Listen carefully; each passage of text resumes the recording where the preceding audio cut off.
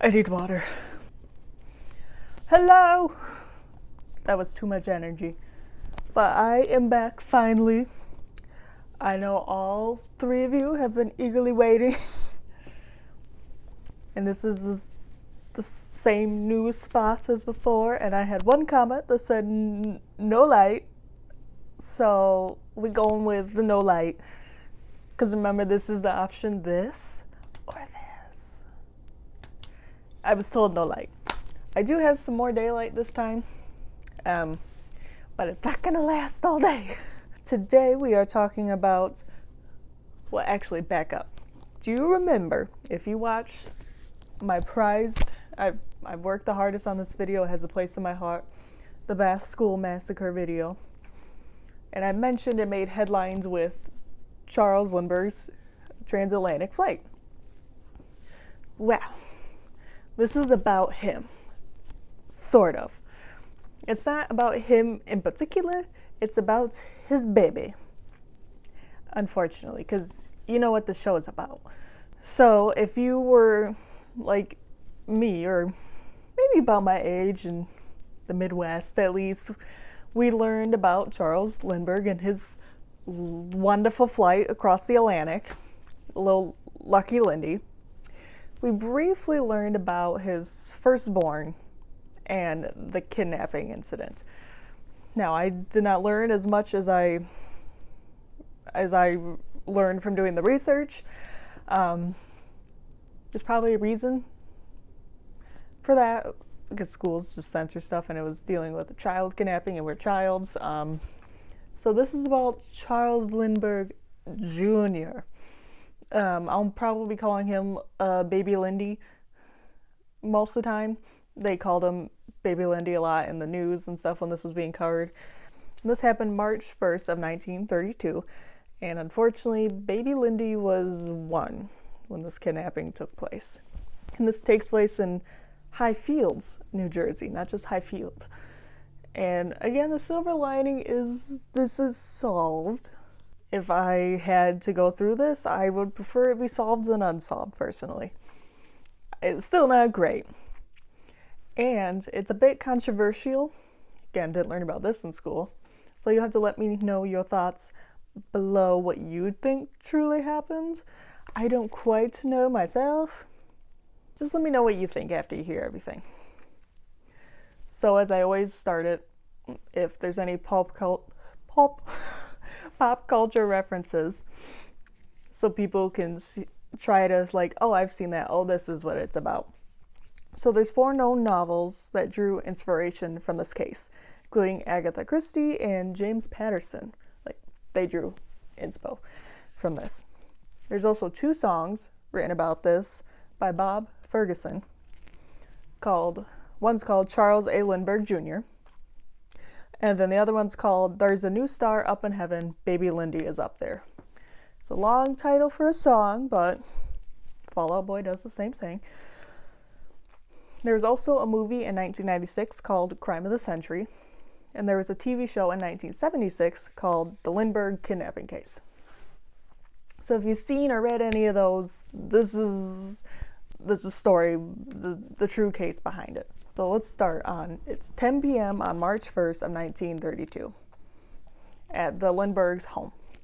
And their nurse, Betty Gow, they had an in-home nurse, found baby Lindy, not with his mom, who she had left him with.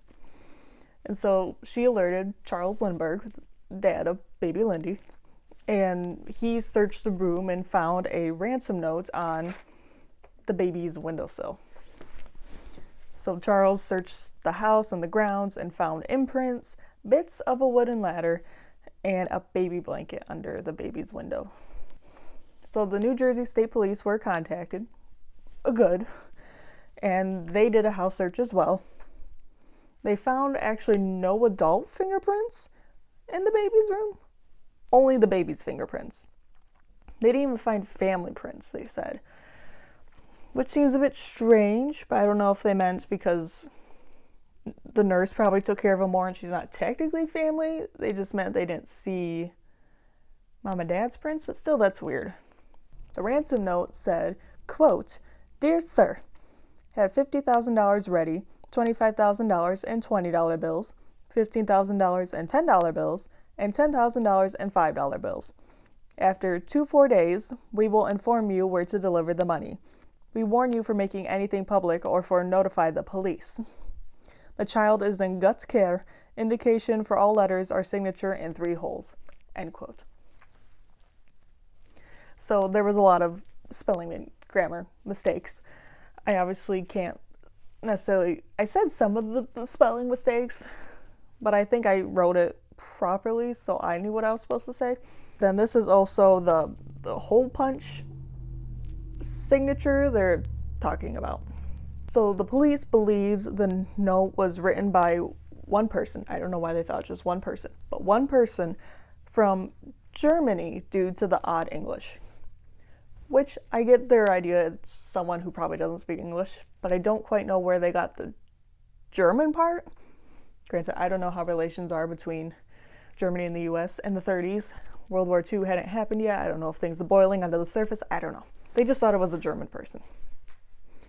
So without really any fingerprints sort of stuff, they deep dived into the ladder. The ladder used to take the baby. And it was shown it was homemade, which probably a lot of things were in the 30s, gonna be honest. But there was also, again, no fingerprints on it. So the state police, because Lindy's a white, famous rich dude, they offered $25,000 for any info for the baby, which is about $500,000 today. Dang. And so the FBI also said they're there if needed, which I don't see that happening for a lot of other cases. So any footprint evidence that was outside was destroyed due to hundreds of people showing up on the property, because he's famous and security in the 30s wasn't really big for celebrities.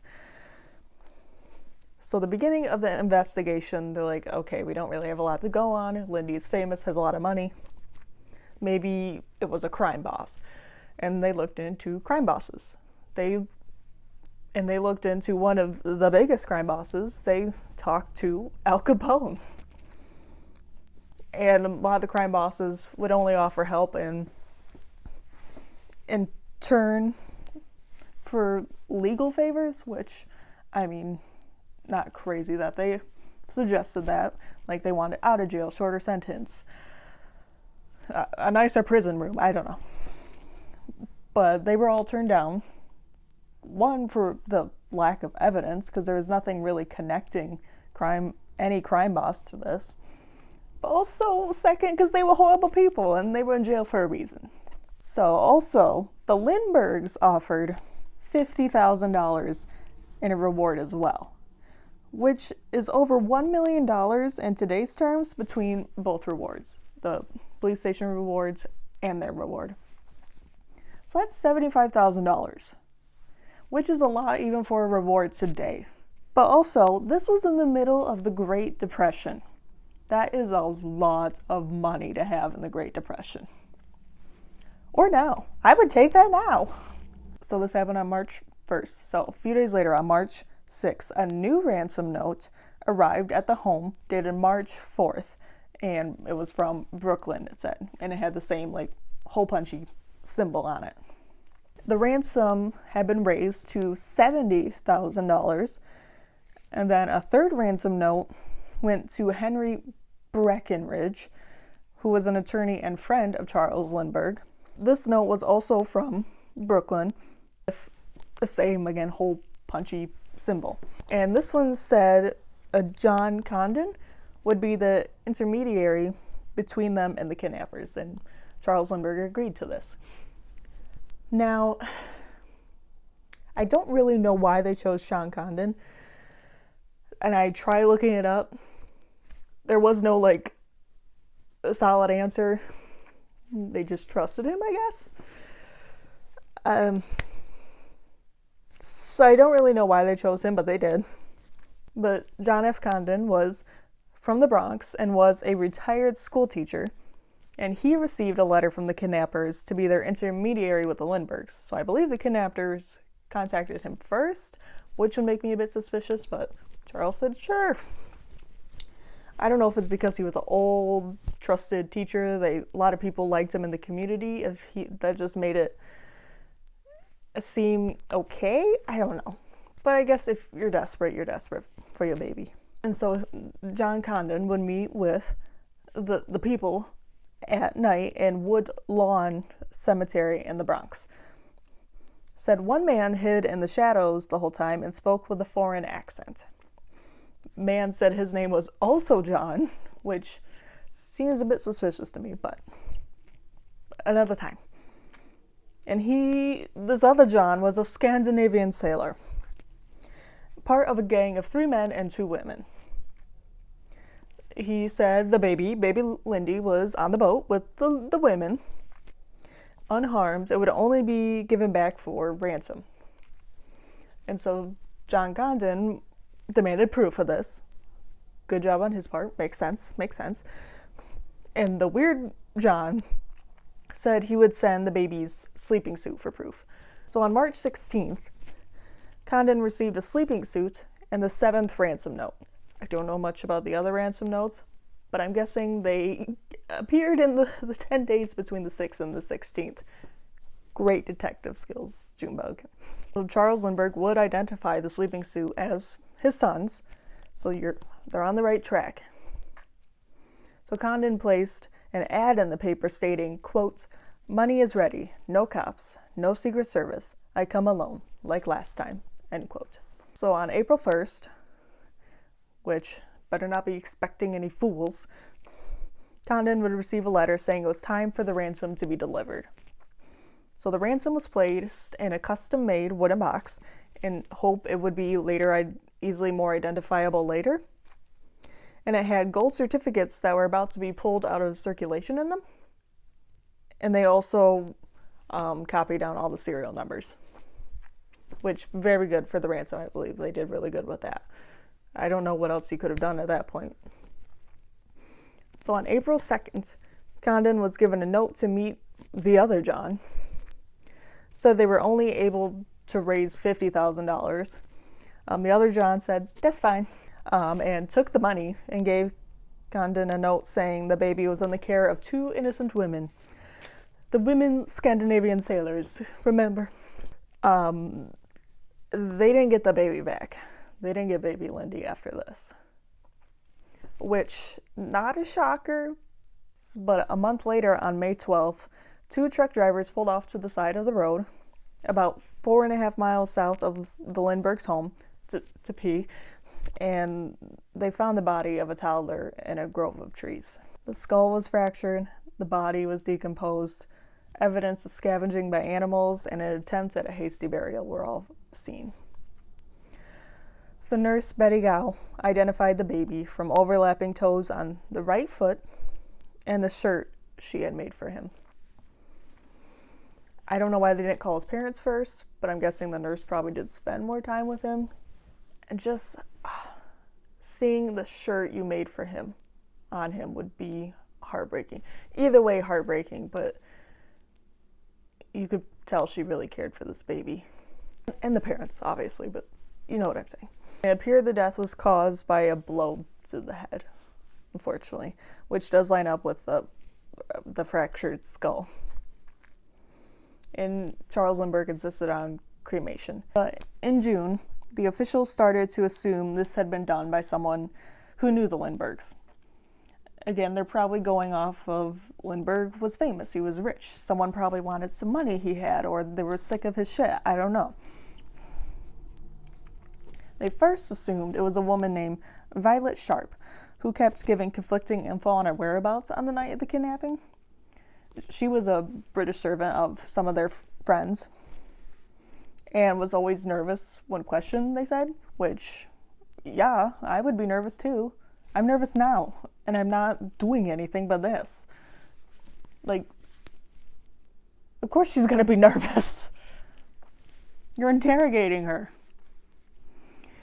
And unfortunately, she ended up committing suicide on June 10th of 1932, right before being questioned for the 4th time.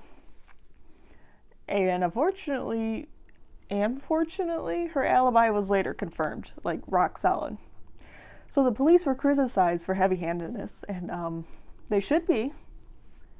They literally scared a woman to death. And I was also thinking when doing the info, I'm like, what about John Condon? It just seems like a weird thing. And the fact that the other guy's name was John, I don't know if he just ran out of creativity with thinking of another name, if it was really him all along, yada, yada. But he was also questioned and his home was searched, which, good for them, and nothing was found. And Charles Lindbergh stood by him. So, unfortunately, things really kind of lagged and nothing happened for the next 2 years.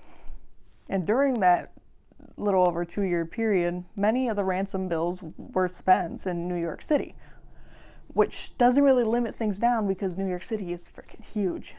And it was especially spent along the Lexington Avenue subway, which connected the Bronx with the east side of Manhattan, including a German-Austrian neighborhood called Yorkville, which kind of fits in with their theory that the ransom was written by a German person.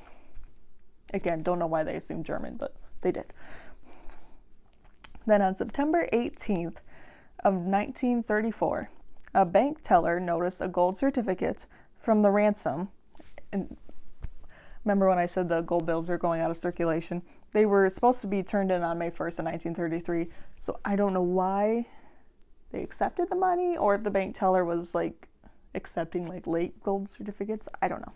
But he noticed the bill had a license plate penciled in on it, and that was traced to a nearby gas station where the gas station manager wrote down the plate number because the customer seemed suspicious to him. He thought maybe he was a counterfeiter.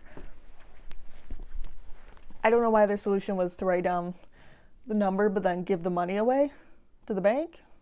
But I mean, it worked out. So the plate belonged to a sedan owned by Richard Hauptmann. It's Hauptmann, Hauptmann, who was an immigrant with a criminal record in Germany. There's the German connection again. He had a single $20 gold certificate on him and $14,000 of the ransom money in his garage. Not a great place to hide it, Richard.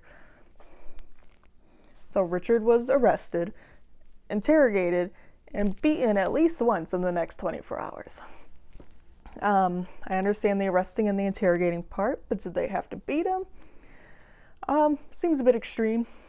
Guess they already forgot what happened to poor Violet.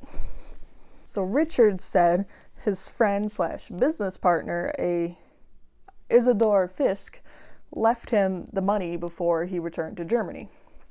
And you're like, oh, well, let's get that guy, let's contact that guy.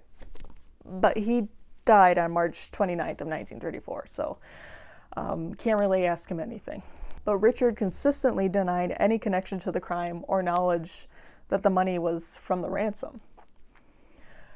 I don't know if he just thought his friend is just so freaking nice for giving him thousands of dollars. I don't know what's going through Richard's head. In Richard's house search, because they did search his house, they found more evidence. And this evidence is part of why it's maybe so controversial, because they found a sketch to make a ladder similar to the one used at the kidnapping, which, I mean, how many ways can you make a ladder or sketch a ladder? Who knows? But they also found John Condon's number and address, and a piece of wood that was an exact match to the ladder used, which, again, there's only so many woods in the world. Were they just saying it's also oak? Or if there was a tiny splinter missing from the ladder and they found the splinter and it fit perfectly, like a Cinderella moment. I don't know. The most damning evidence, I feel like, was John's number and address. Written on his wall, might I add. I don't know why it was on his wall. So Richard was indicted in the Bronx on September 24th of 1934 for extorting $50,000 from Charles Lindbergh. But 2 weeks later was indicted in New Jersey for the murder of baby Lindy. So 2 days later was given to New Jersey authorities to face charges directly related to the murder.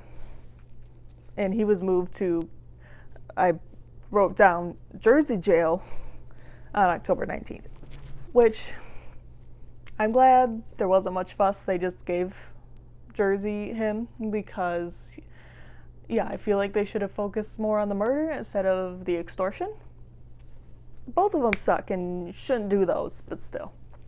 Let's focus on the murder first. So Richard was charged with capital murder. This was deemed a trial of the century. Where have we heard that before? Many times, almost every video I've done. But it was a very popular case because it was Charles Lindbergh. It was Lucky Lindy. People were invested. Now, Richard's reasoning for Condon's address and number being written on his wall was he saw it in a newspaper, only the address, which I didn't think they just print people's addresses on paper. But he saw it in the paper and just had to write it down. That was his reasoning. He just had to write it down. He didn't have any reason for the phone number. That wasn't in the paper. But also, another reason why it's controversial is because there was no matching fingerprints to Richard's ever found. But again, there wasn't really any fingerprints found. And Richard's defense said everything was circumstantial, and there weren't any witnesses either. Granted, just because there aren't any witnesses doesn't mean someone didn't do something. But still, witnesses are very helpful. But Richard was convicted and immediately sentenced to death. Very quick. But his lawyers appealed this on June 29th of 1935. It was denied. And then on March 30th of 1936, the second and final appeal was also denied. They just said, nope, no, not today, or ever. And his final, week or moments of his life, Richard turned down an offer from a Hearst newspaper for a confession. But he also refused a last-minute life sentence instead of the death penalty. He was given the option, if you can finally confess, and then you can just have a life sentence and live, or you just stand by your pride or what you believe is true and get sentenced to death. And he chose get sentenced to death. So he was electrocuted April 3rd of 1936. Not very long after his second appeal got turned down, which something strikes me, it struck me a little bit. Instead of saying, sure, I did it, I don't want to die, he still said he was innocent and chose death. That struck a chord with me personally. But it could also be he was guilty, or I don't quite know how old he was, not super old, and he was just I feel guilty for doing this, just let me go kind of thing. I don't know. But that surprised me.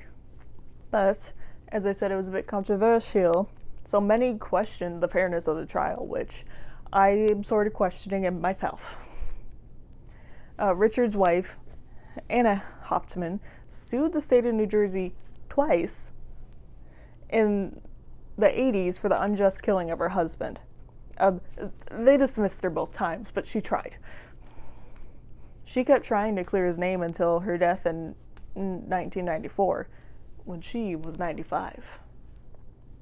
I think I did the math, so she was in her upper 30s when her husband was killed. So she fought for a while for his name to be clear. There are other theories about what could have happened. Obviously, Richard could have done it. Or many people debate if he did it alone as well. We couldn't really ask his friend he brought up because his friend's dead. But some others theorize Charles Lindbergh did it. Some people think maybe baby Lindy had been disabled and they staged the kidnapping for the baby to be sent away and raised in Germany. A weird way to go about that.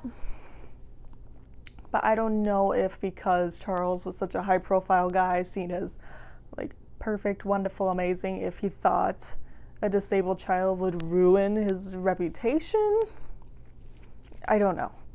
I hope that's not the case. I don't think it's the case. But others also theorize maybe that Charles accidentally killed his son in a prank gone wrong and then buried him in the woods and then blamed Richard.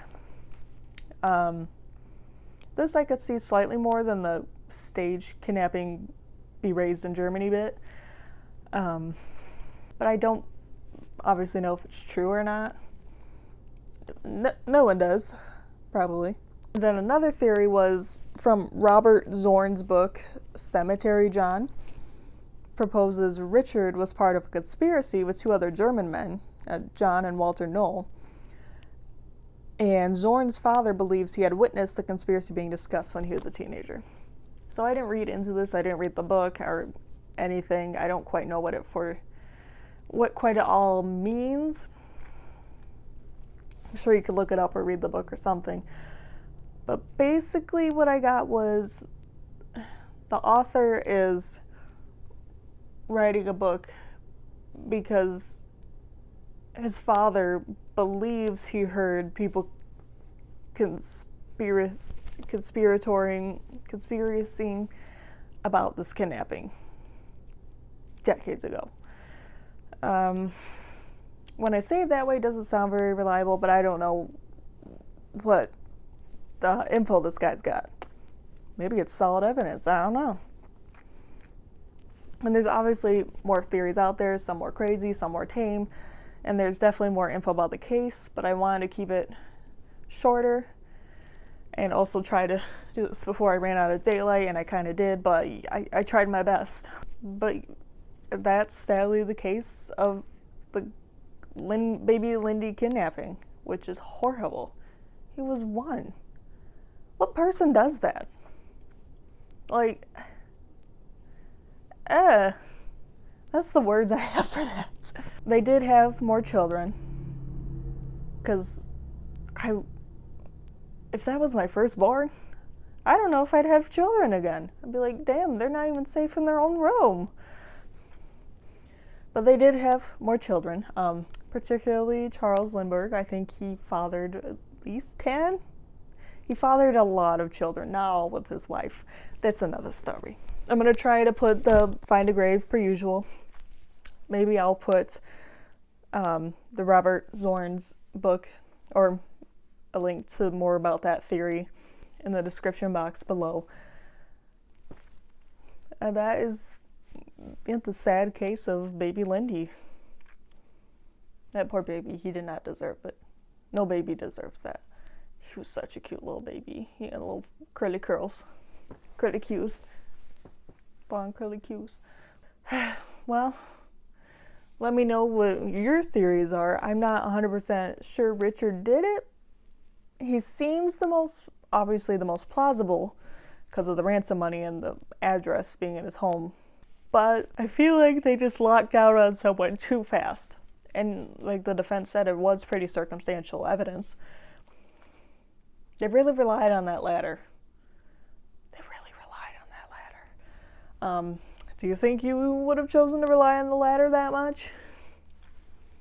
I mean, without fingerprints, what can you do? But that is all for today. I have not started research for the next case. Don't even know what it's going to be about. Okay, bye-bye.